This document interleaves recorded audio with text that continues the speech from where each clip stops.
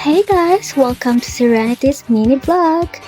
So we are here in Venice Grand Canal Mall, located at McKinley Hill Garden, Taguig City, here in Metro Manila, Philippines. Aside from the views, there are so many restaurants and cafes around. You can just walk, chill, take photos, and enjoy the atmosphere. And here are some photos that we took.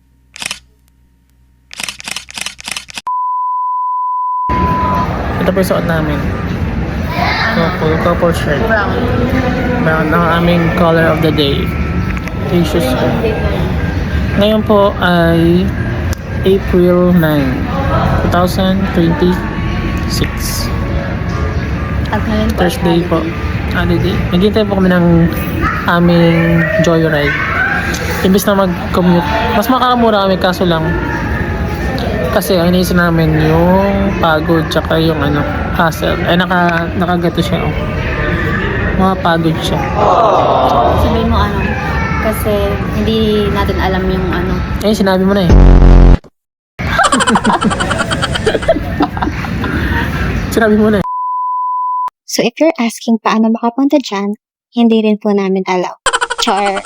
Nag-book po kami ng grab car instead of commute kasi first time namin dyan and I suggest na mag-commute na lang para mas makamura kayo. So dahil talagang kaya pa mag-open ng mall at napaaga kami, nag-aura-aurahan muna kami dyan at open check. Dahil na-boring na rin kami, nag-tiktok na rin kami. And here's the result. Here's the result? Na para bang may naghihintay. 12 seconds later. Now I'm Mr. Charisma, fucking Pablo Escobar. My friends are saying, shut up, Jenny, just get in the car. I just wanna be right where you are. Nakita ko rin tong dancing station na nakikita ko lang sa TikTok. Kahit sobrang init, nag-enjoy naman kami sa paglilibot. At nalagay nga rin kami ng laklaw dito sa bridge. Naks naman! As you can see, sobrang ganda dito at pang Instagrammable spots talaga. It really feels like we've been transported straight to Italy. And right in the middle is this beautiful canal where you can actually ride a gondola.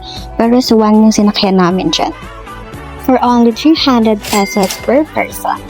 For me, worth it itong swan kasi as a shy type person, mas comfortable at may enjoy nyo ang moment na kayong dalawa lang. Ang saya rin kasi kayo ang makokontrol ng swan na para bang mga bida sa isang K-drama.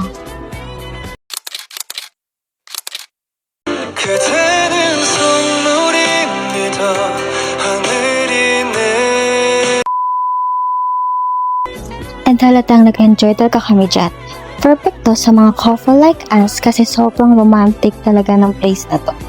Kaya ano pang hinihintay nyo, come and visit this mall para makapag-enjoy and bond rin kayo, hindi lang for couple, also for family and friends. So yun lang, bye-bye!